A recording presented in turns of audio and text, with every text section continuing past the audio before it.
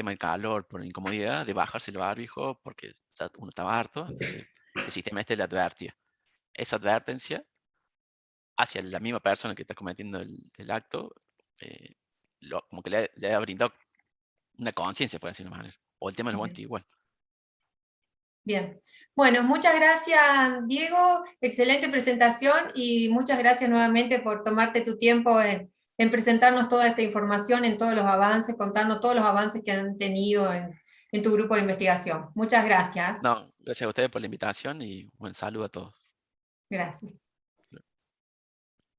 A continuación, tenemos la siguiente expositora, Yamila Victoria Vázquez. Hola, ¿qué tal? ¿Qué tal, Yamila? Muchas gracias por estar aquí presente. No, por favor. Muchas gracias. Mientras querés ir compartiendo pantalla. Dale. Yo soy más del Meet. Así que si hago alguna macana, sepan entenderme. Bueno.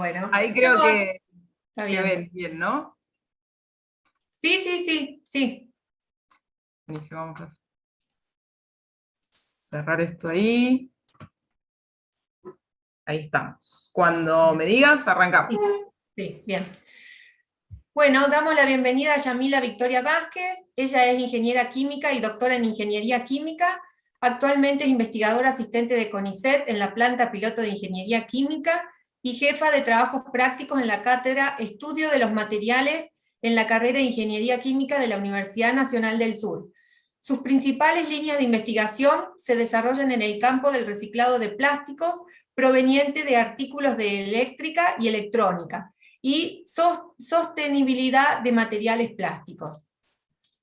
Así que ya él nos hablará acerca de los plásticos RAE y economía circular. Así que te escuchamos, Yamila, cuando quieras comenzar. Bueno, muchas gracias, Alfonsina. Hola a todos. Yo soy de Los Pagos, del sur de la provincia de Buenos Aires. Así que les vengo a contar un poco qué es lo que hacemos en Plapiqui, en el área de sostenibilidad de plásticos, particularmente relacionados a los de eléctrica y electrónica.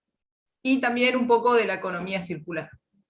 Por eso, a mí me gusta siempre arrancar cualquier charla o cualquier trabajo que presento hablando un poco de lo que es la economía circular y cómo uno la puede ver aplicada a los residuos plásticos o a los plásticos en general.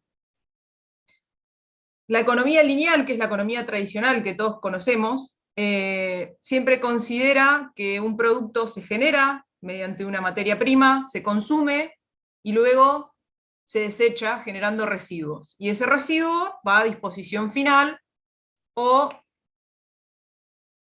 termina en cualquier lado que no debe. Entonces, ¿qué plantea la economía circular a diferencia de esta economía tradicional o economía lineal? Que estos residuos que se generan luego del consumo de un producto tienen que considerarse un recurso para tener en cuenta dentro del ciclo de vida del que le dio origen. Entonces, podemos decir que una materia prima genera un producto, es decir, se produce algo nuevo, ese producto se consume, luego se genera un residuo, y este residuo se desecha. ¿Qué plantea la economía circular? Que se gestione ese residuo de forma tal de poder volver a incorporarlo dentro del ciclo de vida de ese material, de ese producto que dio origen al residuo. En el caso de los residuos plásticos, que es lo que vamos a hablar hoy, y muchos otros residuos, lo que permite aplicar este concepto de economía circular es la gestión integral de los residuos. ¿Mediante qué? Mediante la minimización de esos residuos que se generan y la valorización de los mismos. Es decir, yo lo tiro, ¿lo vamos a llevar al relleno sanitario? ¿Ese residuo merece estar en el relleno sanitario? ¿Tiene las características para que vaya al relleno? ¿O se puede hacer algo con ese residuo? ¿Se puede reutilizar? ¿Se puede reciclar? ¿Se puede generar energía? ¿Se puede generar un combustible? ¿Qué podemos hacer?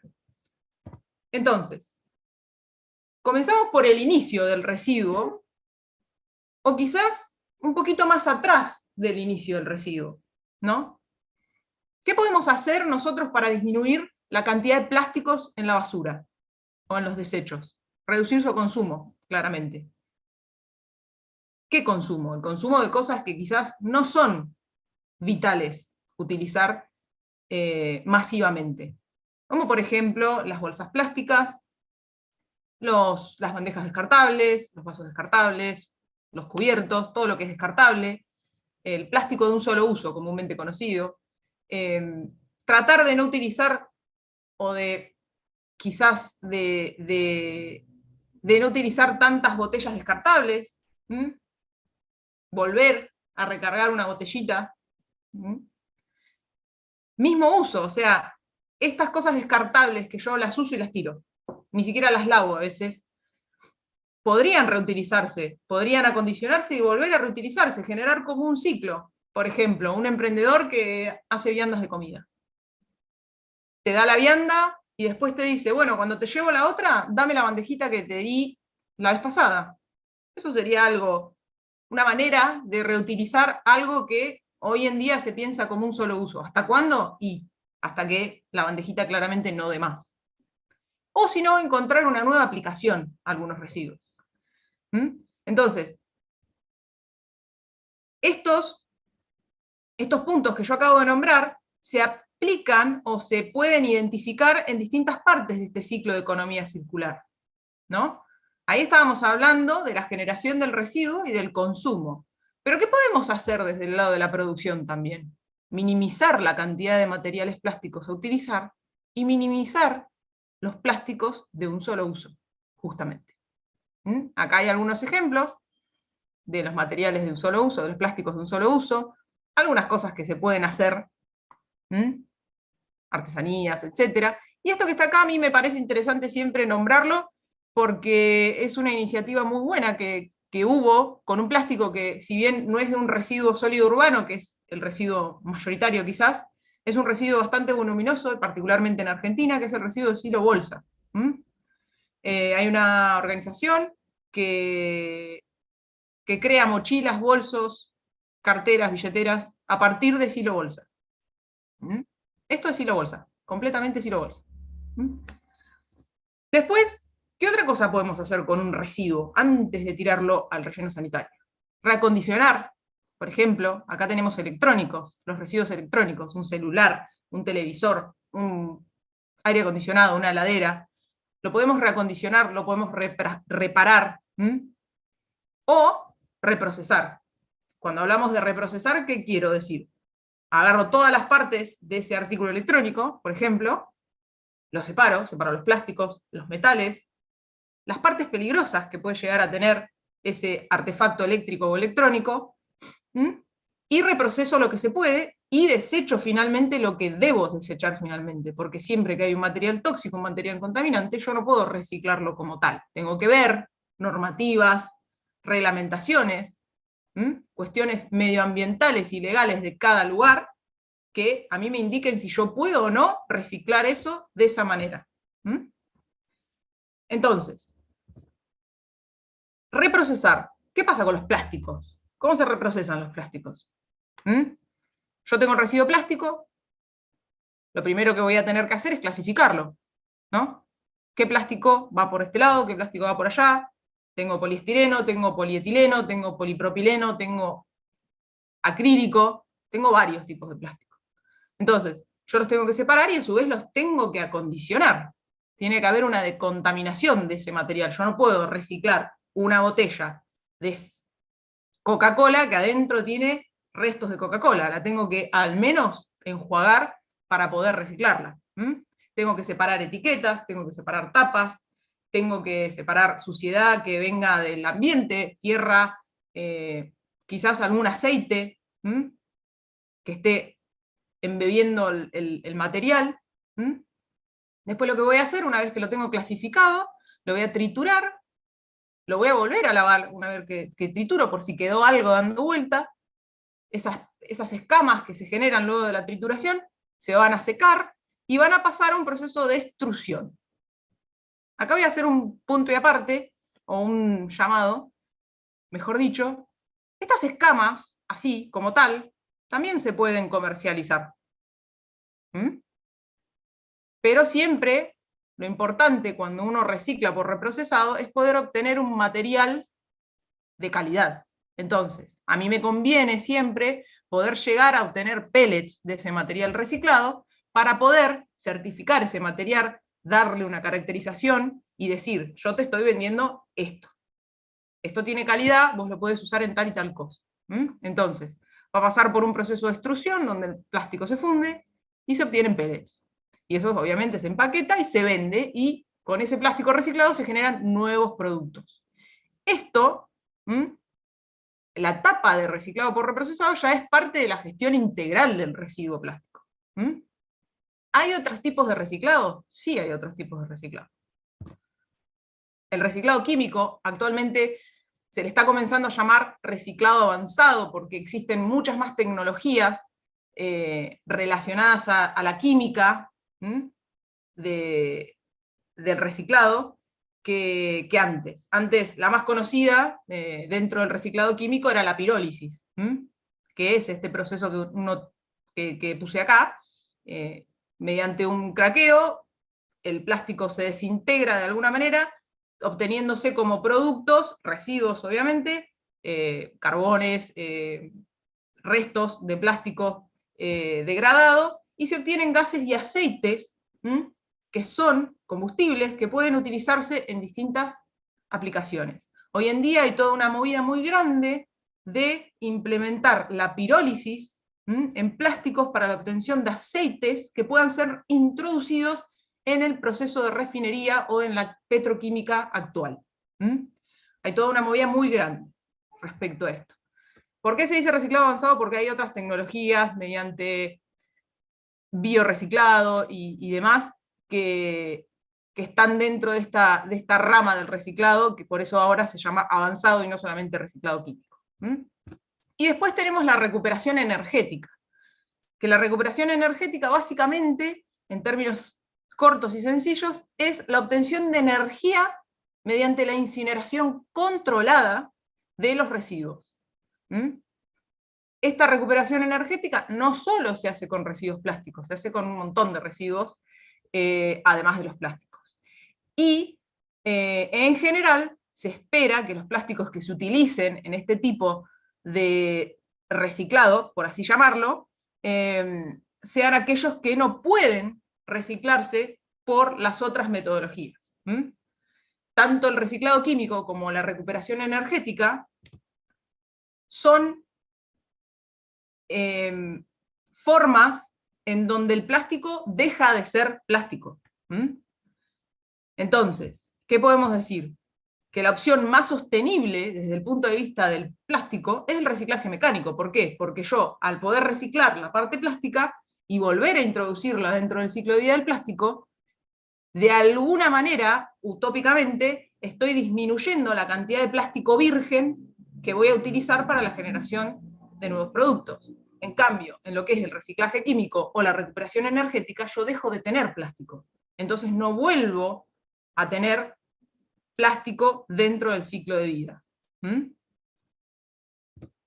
¿Y cuál es la alternativa final más sostenible? La recuperación energética, obviamente. ¿Por qué lo voy a dejar en un relleno sanitario si puedo obtener energía a partir de la incineración de estos plásticos? Acá entra otro problema.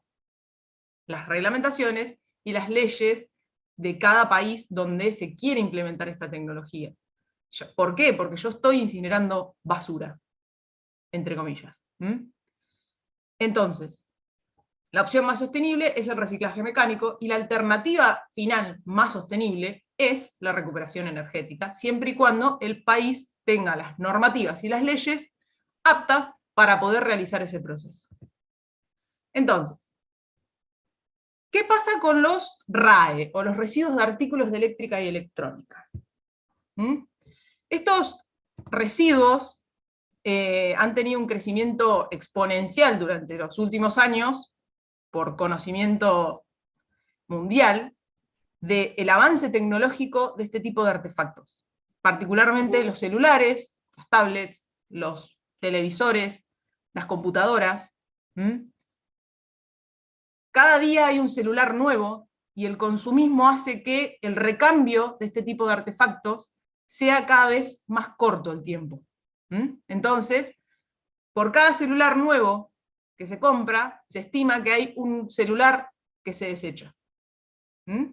Entonces, este crecimiento es continuo y exponencial. ¿Y qué sucede con estos residuos? Cuando no son reciclados, cuando no son reacondicionados, cuando no son reutilizados. Hay un informe muy lindo, que si a alguno le interesa el tema de los RAE lo puede leer, después le puedo pasar el dato, donde dicen que los RAE son una mina urbana. ¿Por qué los RAE son una mina urbana? Yo dentro de los RAE tengo metales, pero esos metales no son cualquier metal, son metales preciosos. Tengo vidrio, tengo metales pesados, que son materiales peligrosos, y algunos otros contaminantes, y tengo plásticos. Estos porcentajes que yo les presento acá son porcentajes en peso. Obviamente que los plásticos son los más livianos, pero fíjense que siendo los más livianos en peso representan casi un 20%. Imagínense en volumen. Así como en peso son los más livianos, en volumen son los que más ocupan. Y todo esto representa mucho dinero si se lo gestionase correctamente. Ahora, los plásticos. ¿Qué pasa con los plásticos? Están compuestos por varios tipos de plásticos, esta corriente dentro de los RAE. Tenemos el ABS, que es el acriloritrilo butadieno estireno, el HIPS, de sus siglas en inglés, poliestireno de alto impacto, polipropileno, policarbonato y una serie de plásticos minoritarios que varían dependiendo del tipo de artefacto eléctrico o electrónico. Pero son los minoritarios. Acá hay una serie bastante importante de plásticos, no es uno solo. Entonces, los mayoritarios, como se puede ver, el ABS y el HIPS, representan porcentajes similares, ¿no?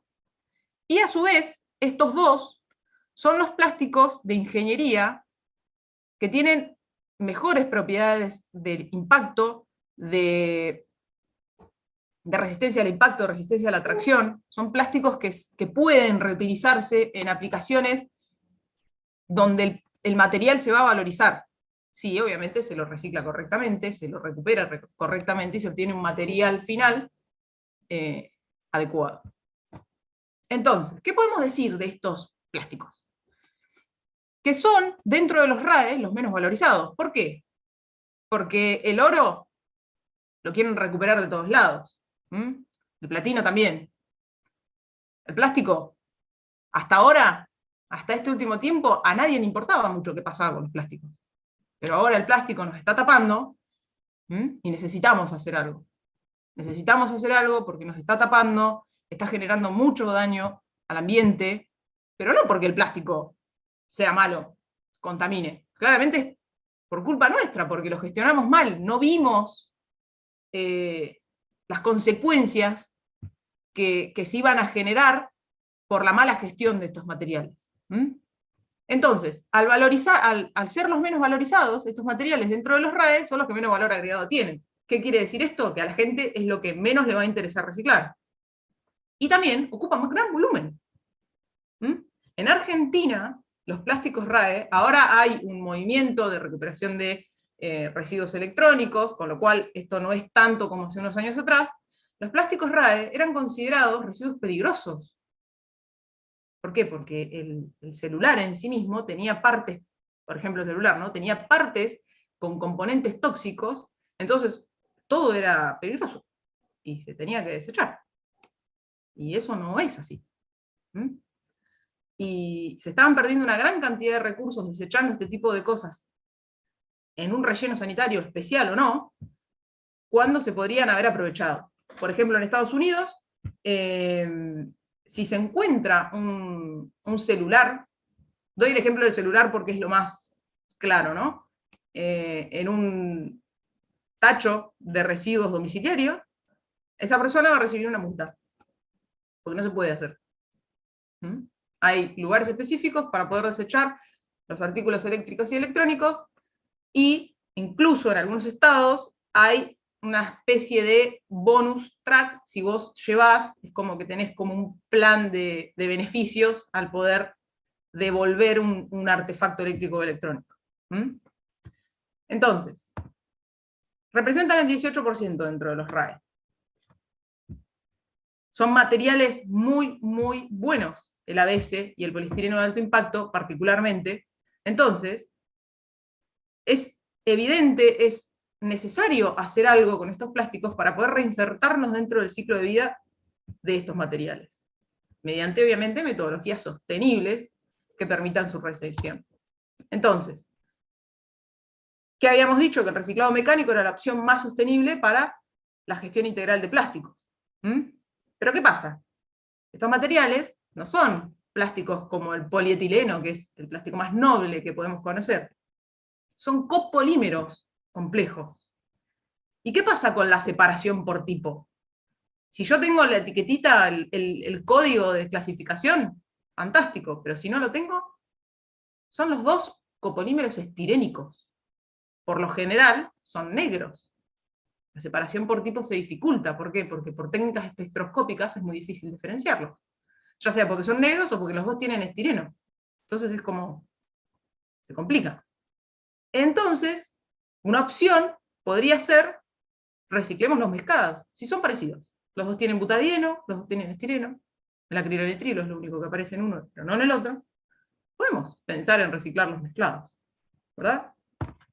Entonces, ¿cuál fue el objetivo general de esta línea de investigación que nació allá por el 2012 con mi tesis doctoral?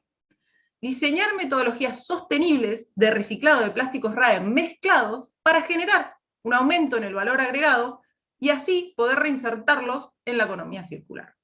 ¿Cómo? Mediante metodologías sencillas, que sean de bajo costo, fáciles de implementar, de llevar a cabo, y obteniendo un material con buenas propiedades mecánicas.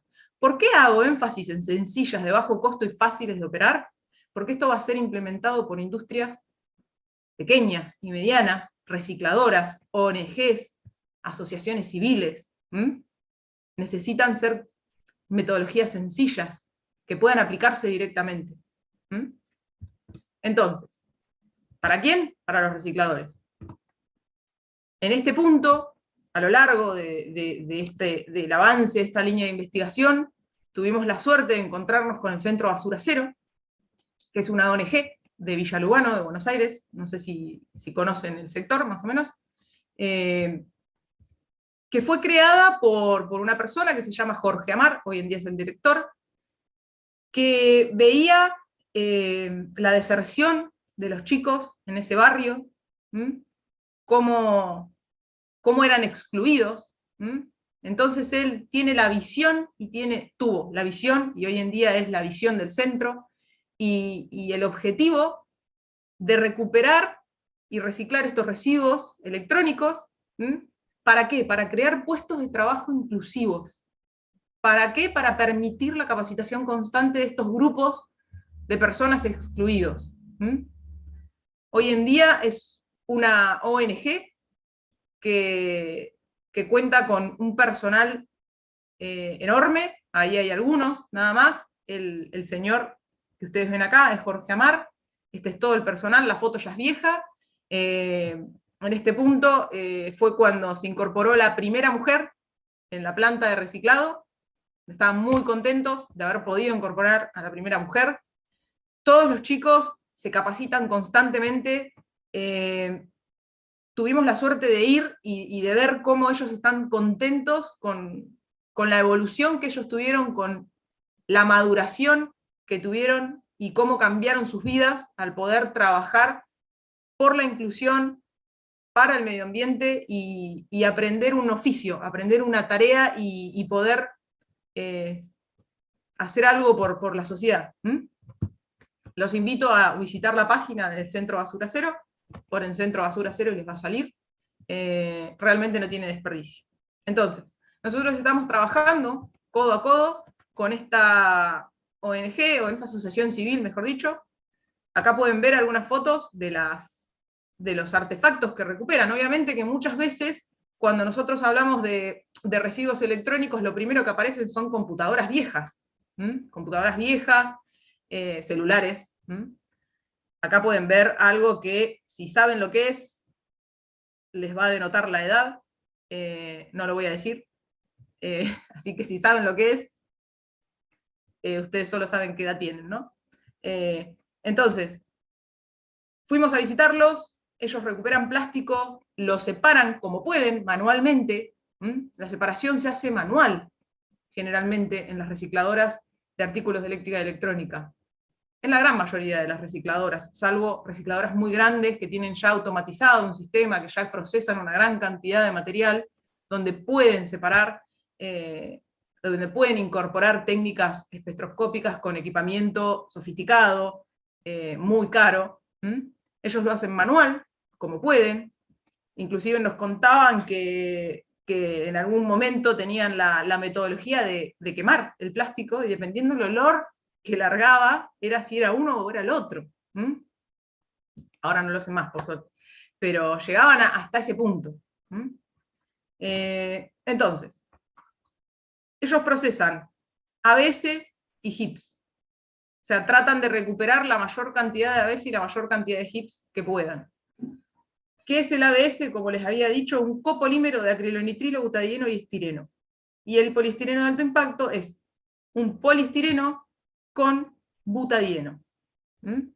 Entonces, si los reciclamos mezclados, lo que nosotros queremos es que estas mezclas se autocompatibilicen. ¿Qué es autocompatibilizar? Estas partes iguales que tienen los copolímeros, interactuar de forma tal de que la propiedad final del material no sea cualquier cosa. ¿Por qué? Porque las fases interactúan dando un buen mezclado y una buena interacción entre las mismas. Entonces, ellos nos proveyeron una serie de bolsas de 25 kilos de lo que llamaban HIPS y de lo que llamaban ABS, y realizamos una caracterización de esas bolsas. Hicimos un cuarteo para ver si eran homogéneas las escamas de ABS y de HIPS que ellos generaban. Ellos generan escamas. Todavía no tienen incorporado el sistema de peletizado porque los agarró la pandemia en el medio. Estábamos a punto de llevar a cabo la implementación de este trabajo, los agarró la pandemia, se complicó todo mucho y no pudimos seguir adelante con este trabajo. También hicimos una caracterización térmica mediante TGA de alta resolución, análisis termogravimétrico de alta resolución. Si ustedes tienen idea de lo que es el análisis termogravimétrico, es una degradación del material donde uno va viendo eventos que permiten determinar la cantidad relativa de las partes dentro de un copolímero, por ejemplo. Pero ¿qué pasa? Cuando el copolímero tiene partes que degradan a temperaturas muy similares, esa separación de eventos es muy complicada y por lo general no se puede observar. Entonces, esta metodología de alta resolución lo que permite justamente es poder separar esos eventos. Hicimos esa caracterización térmica y también caracterización mecánica. Ensayos de flexión en 3 puntos y tracción. ¿Qué muestras fueron las que, o qué mezclas o qué muestras fueron las que nosotros analizamos? El ABS, o lo que ellos llamaban ABS, el poliestireno de alto impacto, y 3 mezclas. Una mayoritaria de ABS, una mayoritaria de HIPS, y una equitativa. ¿Por qué la equitativa? Porque son cantidades similares las que representan el HIPS y el ABS dentro de los RAE. ¿Cómo lo procesamos? En un extrusor de tornillo simple. ¿Por qué en un extrusor de tornillo simple y no uno de doble tornillo, que es mejor? Porque las empresas recicladoras, o las ONG, por lo general, tienen extrusor de tornillo simple. ¿Por qué? Porque es más barato. Es la condición más sencilla que nosotros podemos plantear para que puedan ser adaptadas directamente por los recicladores. ¿Y qué hicimos? Probetas por termocompresión. Nosotros, pues, mediante el extrusor de tornillo simple, obteníamos el material mezclado, procesamos también el material, el ABS y el HIPS por separado, para tener la comparación con cada uno de los materiales, y hicimos probetas por termocompresión para los ensayos de tracción y de flexión. ¿Qué fueron los primeros resultados que obtuvimos de esta caracterización? Primero determinamos la cantidad relativa de estireno, butadieno y acrilonitrilo en el ABS y la de estireno y butadieno en el HIPS, y observamos que el HIPS tiene acrilonitrilo. ¿Y qué pasa con este acrilonitrilo que está dando vuelta acá? Lo que evidencia es lo difícil que es separar por tipo estos materiales. Es muy complejo y lo que sucede es contaminación. Es decir, el HIPS es evidente que tiene algunas partes que son de ABS. Obviamente que en el caso contrario no lo vamos a poder verificar, ¿verdad? Y también, ¿qué se encontró? Que tienen cargas minerales. Estas cargas minerales están asociadas a estabilizantes, a retardantes de llama, a protectores UV, a negro de humo para dar color, o al óxido de titanio también para dar colores claros.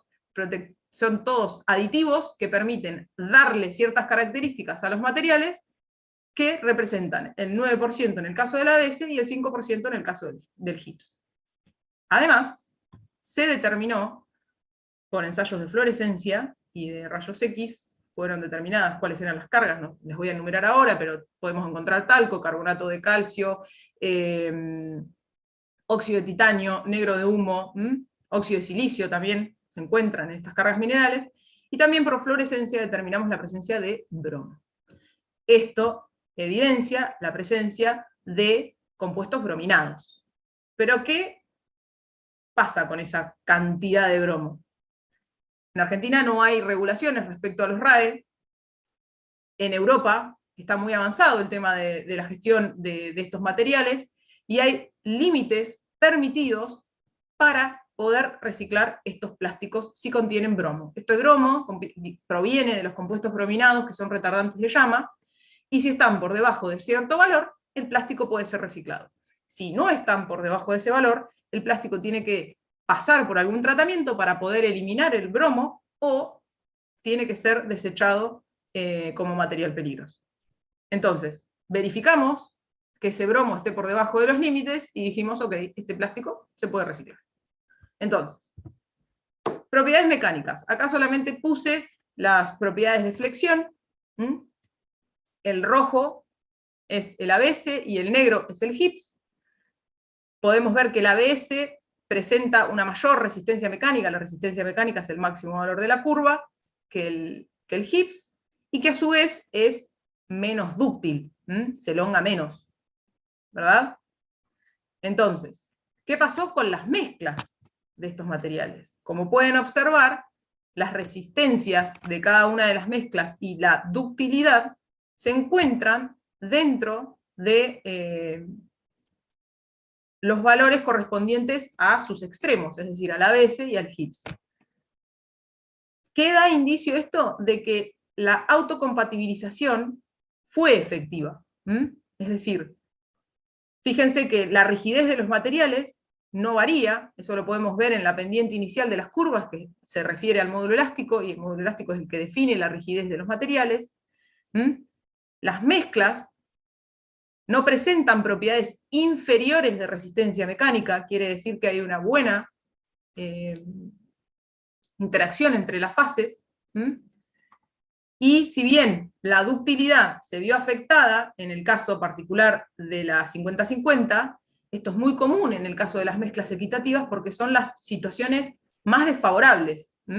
Hay una competencia, se pueden generar morfologías cocontinuas que generan una segregación de fases tal que las propiedades mecánicas disminuyen notablemente. En este caso, la resistencia está en un valor intermedio entre el ABS y el HIPS, y la ductilidad sí disminuyó considerablemente, y hay que tener en cuenta también que tenemos cargas minerales, y al tener cargas minerales durante el mezclado, esto puede generar problemas de mezclado. ¿Por qué? Porque pueden generar puntos calientes, esos puntos calientes pueden generar burbujas, en este caso no sucedió, pero la interacción también va a definir la propiedad final del material. Obviamente que yo acá presento una curva para cada uno, pero se realizaron varias probetas, se corrieron varias probetas para cada uno de los materiales y para cada una de las mezclas, y los errores fueron considerablemente bajos. inclusive en la gran mayoría debajo del 5%. Entonces, el HIPS. Si le agrego un 20%, tengo una ductilidad relativamente buena e incremento la resistencia mecánica. Es decir, que el HIPS podría tolerar hasta un 20% de ABS y tener propiedades similares al HIPS, sin nada. Que este HIPS ya de por sí tiene un poco de ABS, porque la separación no es exacta. Y el ABS, si ustedes ven las curvas, tanto de la curva de la mezcla mayoritaria de ABS como de la mezcla equitativa, el ABS se puede decir que tolera hasta un 50% de HIPS. Quizás, idealmente, un 20%. ¿Por qué? Porque lo único que sucede es se reduce levemente la resistencia mecánica y la ductilidad, pero la rigidez se sigue manteniendo. Entonces, tenemos autocompatibilización efectiva. Y ahora, trabajos en proceso y futuro. ¿Qué es lo que estamos haciendo ahora con estos materiales? Dijimos, obtuvimos un material, obtuvimos materiales, mezclas buenas, con buenas propiedades. ¿Qué hacemos con esos materiales? ¿Dónde se pueden aplicar? ¿Qué se puede generar a partir de este material que se genera? Podemos volver a reinsertarlos en el producto que le dio origen, es decir, podemos generar artículos eléctricos y electrónicos. ¿Qué ventaja tenemos? Estos materiales ya tienen las cargas minerales y los aditivos correspondientes que necesitan estos artefactos. Tienen los antillama, tienen resistencia a UV, resistencia a la temperatura, son características que tienen que tener los plásticos cuando son utilizados en los artículos eléctricos y electrónicos. Entonces, ¿qué se podría hacer con estas mezclas? Se podrían hacer carcasas de celular, protectores para celulares, se podrían hacer carcasas para luminaria pública, por ejemplo, para luminaria exterior, para luminaria interior también se podría pensar. Está verificado que el material puede ser inyectado. Nosotros utilizamos un extrusor de tornillo simple, un mini extrusor, utilizamos para poder hacer las mezclas. ¿Y qué otra cosa se podrían usar? En objetos de diseño. Hoy en día hay toda una movida, con la parte del emprendedorismo, con la parte de las artesanías, de estos objetos de diseño, objetos específicos, ya sea para decoración, para reemplazar algún adorno, marcos. Y en este caso, ¿qué es lo más importante en el objeto de diseño? ¿Yo lo voy a estar exponiendo a esfuerzos a estos objetos? No, por lo general un objeto de diseño es algo que decora, por lo general. Entonces, ¿qué es importante en este tipo de objetos? Que el material tenga texturas, tenga colores, la imagen que va a generar el material es importante. ¿Cómo es fácil manipularlo? ¿Es agradable al tacto el material? En este punto, gracias a Mar, nos encontramos en el camino a la Asociación de Hoteles Verdes. Es una asociación argentina, pero es una movida mundial, donde lo que buscan estos hoteles es incorporar metodologías sostenibles en los hoteles, ya sea energéticas, de alimentación, de gestión de residuos orgánicos, de incorporar materiales reciclados, ya sea a la construcción, a la decoración, a todas las cuestiones que implican en un hotel sean más sostenibles y amigables con el medio ambiente. También tratamientos de agua para poder recircular, pet friendly también, muchas cuestiones que dijimos, hay un mercado donde se pueden generar objetos de diseño, hay un creciente interés por parte de la sociedad en utilizar cosas fabricadas a partir de materiales reciclados. Entonces, podemos generar artículos eléctricos y objetos de diseño. Los artículos eléctricos se consideran como artículos de alto recambio y bajo margen. ¿Qué quiere decir? Que estos se generan más en masa, se generan en grandes cantidades, y su costo no es tan alto, que es lo opuesto en el caso de los objetos de diseño. Se generan en cantidades determinadas y los costos son más elevados. Entonces tenemos estas dos opciones de mercado. ¿Y qué pasa? El material que nosotros obtenemos después de que lo mezclamos en la extrusora es un material gris, o sea, no tiene mucha pinta a la vista. Es un material gris, un plástico gris. Si nosotros pensamos en los artículos eléctricos y electrónicos, el color ese sería fantástico. No habría ningún problema. Y justamente necesitamos propiedades mecánicas, eso es lo que importa. Este tipo de características es la que importa para utilizarlo en los plásticos, en los artículos electrónicos. Pero en el caso de objeto de diseño, el color es un color gris topo que no nos llama la atención para nada. Entonces, ¿qué se nos ocurre? ¿Por qué no inyectamos sin mezclar? ¿Por qué no termocomprimimos sin mezclar? Y el resultado fue este. Obtuvimos placas por termocompresión. Estas placas son de 10 por 10 aproximadamente. Por termocompresión, sin mezclar. Agarramos las escamas, las pusimos en una plaquita, un molde, termocomprimimos y obtuvimos esto. Cuando lo vimos dijimos, parece mármol. Se lo mostramos a una diseñadora industrial que trabaja en Plapiqui. No, qué buena textura, que no sé qué, mirá, y parece, encima tiene textura. ¿Y qué pueden hacer con esto? Automáticamente empezó a idear un montón de cosas, y está buenísimo. ¿Y qué plástico es? La chica ni sabía lo que era. Y si a una diseñadora industrial que está en contacto con todo lo que es diseño, imagen, le llamó la atención, dijimos, no estamos tan errados. Algo se puede hacer con esto. Y miren lo que pasó cuando lo inyectamos sin mezclar. En una microinyectora, que tiene moldecitos de probetas de distintos tamaños y formas, metimos las escamitas, esperamos durante un tiempo para que funda un poco, inyectamos. Y esto sí, literalmente parece mármol. Si uno lo ve así muy al pasar, pasa por mármol. Fantástico. Dijimos, ¿qué podemos inyectar? Entonces estamos en esta etapa justamente ahora. ¿Qué producto podemos generar, qué objeto de diseño podemos generar a partir de estos materiales? Obviamente, como ustedes saben, no pueden estar en contacto con alimentos, y tampoco pueden estar en contacto directo con cuestiones que se relacionen al cuidado personal de la persona. Es decir, no vamos a guardar una crema en un envase hecho con este material. No se puede, legalmente no se puede. Entonces, no podemos guardar la crema, pero sí podemos apoyar, por ejemplo, una serie de cremas arriba, una bandeja, para un hotel, por ejemplo.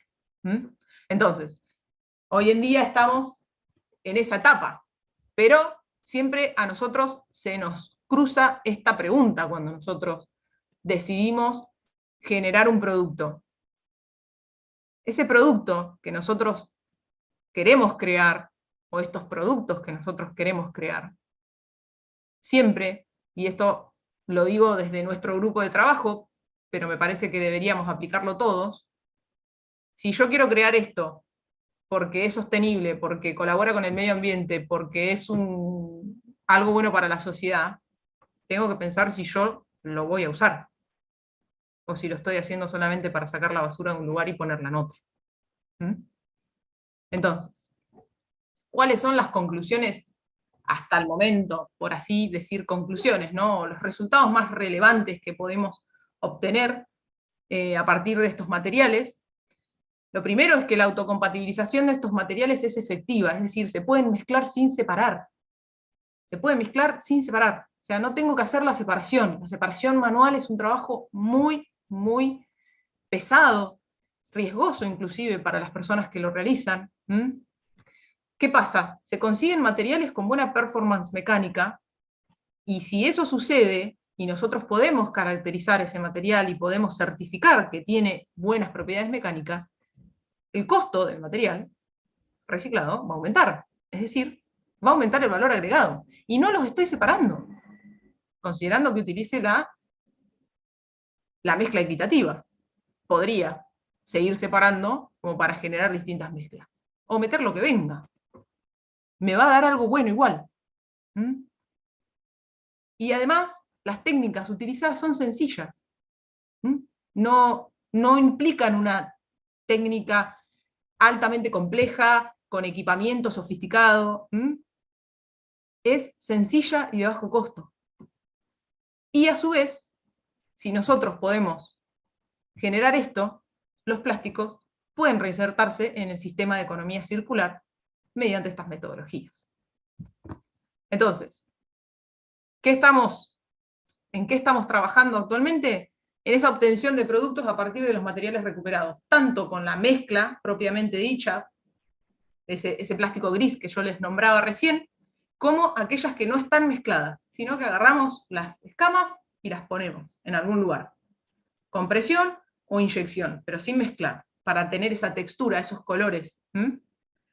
Estamos en esa etapa, que permita obtener un prototipo para poder realizar pruebas en campo.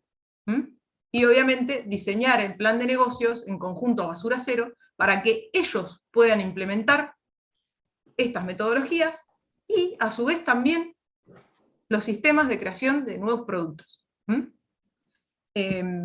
Espero que les haya gustado. Les voy a mostrar la foto de mi jefa, Silvia Barbosa, y yo. Esto fue cuando defendí mi tesis allá hace muchos años ya, en 2017. Marcos Volpin y Luana, ellos dos fueron becarios que participaron en el trabajo con Basura Cero. La verdad que a mí siempre me gusta nombrar a la gente que trabaja en esta línea en particular, porque siempre digo que no es casual que terminemos trabajando juntos por un bien común. Así que les agradezco que me hayan escuchado, y si tienen alguna pregunta, bienvenida sea. Muchas gracias, Yamila, muy interesante tu presentación, y muy actual, muy actual. Me alegra ver ahí a Silvia Barbosa. Yo estuve en el Tlapiqui. Sí, yo me acuerdo. Ahí. Ah, sí. No quería poner melancólica, pero iba a decir que vos eras de nuestra casa. Muy bien, no diga la edad. No. Tenemos consultas acá en el chat y dicen, casi todos los artefactos eléctricos y electrónicos, dice, tienen pilas y baterías. ¿Qué se hace con ellas? Las pilas y baterías, según tengo entendido, no es mi área de expertise. Claramente lo mío son los plásticos. Sí. Pero las baterías no pueden ser recicladas como tal, salvo algunas específicas donde se pueden recuperar ciertos materiales. Tengo entendido que las de litio, hay tratamientos específicos donde se recupera el litio, pero peco de popular nada más lo que escucho. No tengo certeza de qué es lo que se hace. Las baterías sí o sí tienen que ir a disposición final en rellenos específicos, no pueden ir a un relleno sanitario común. Bien. Tenemos otra pregunta que dice, filamentos de ABS y HITS se utilizan para fabricación aditiva en impresión 3D. La pregunta es, ¿sería factible reutilizar estas mezclas en forma de filamentos para impresoras 3D?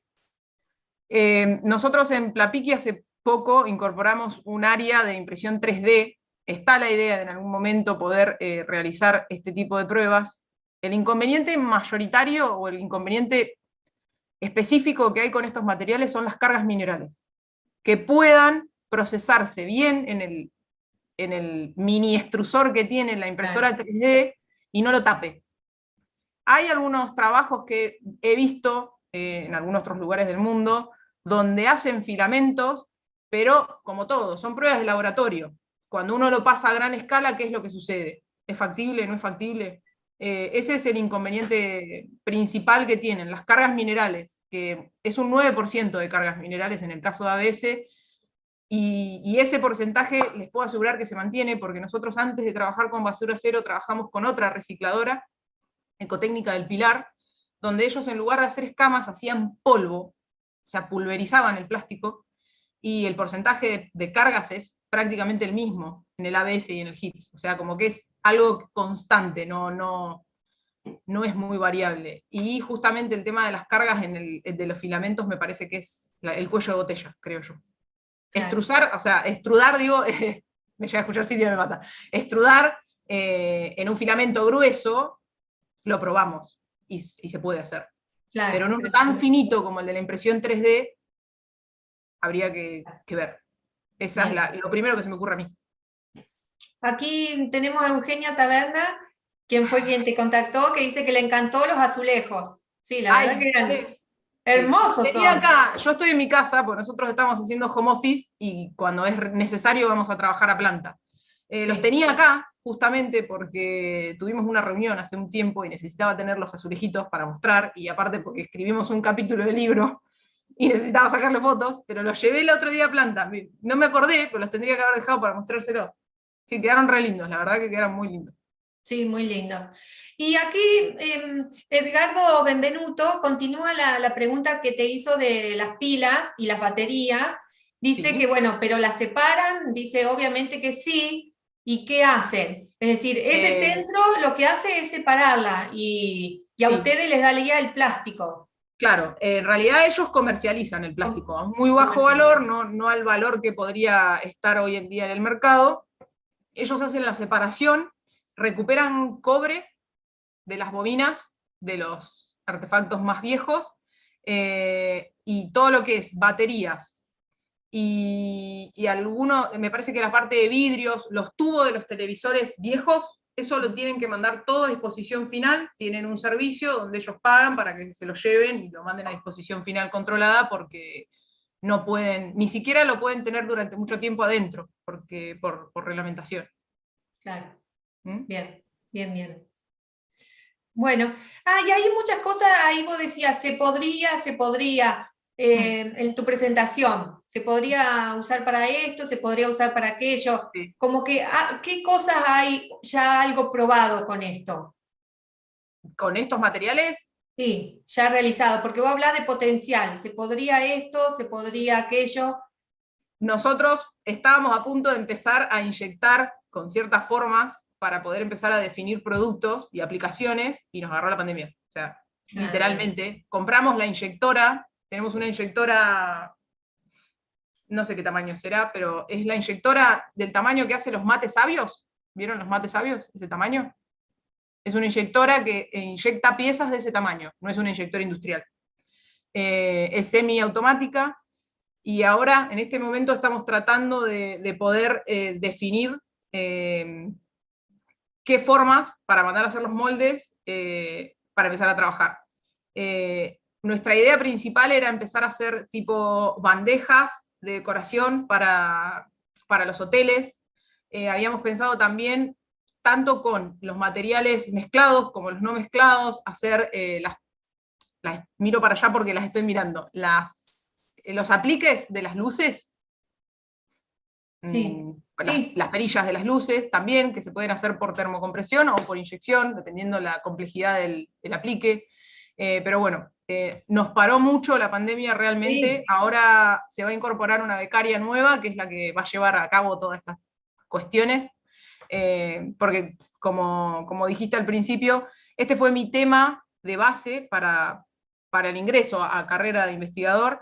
Y actualmente también estamos en muchos proyectos relacionados con la sostenibilidad de plástico, con índices de reciclabilidad, con reciclado en Plapiqui hay una línea también muy grande de reciclado de bidones de agroquímicos. Los invito a pasar por la página de Plapiqui si quieren. No solamente hay de plásticos, hay de todo. Entonces es como que uno abarca varios flancos, pero este es donde está mi corazoncito, claramente, ¿no? Sí. Fue donde yo arranqué y donde más experiencia tengo. Así que si Dios quiere, el año que viene vamos a empezar a tener algún prototipo para que la planta lo pueda adquirir y poder utilizar. Buenísimo. Bueno, muchísimas gracias, Yamila, gracias por tu tiempo, felicitaciones para vos y todo tu equipo de trabajo, y muchísimas gracias. Gracias por estar predispuesta a esta jornada de ciencia y tecnología. Muchas gracias. Muchas gracias.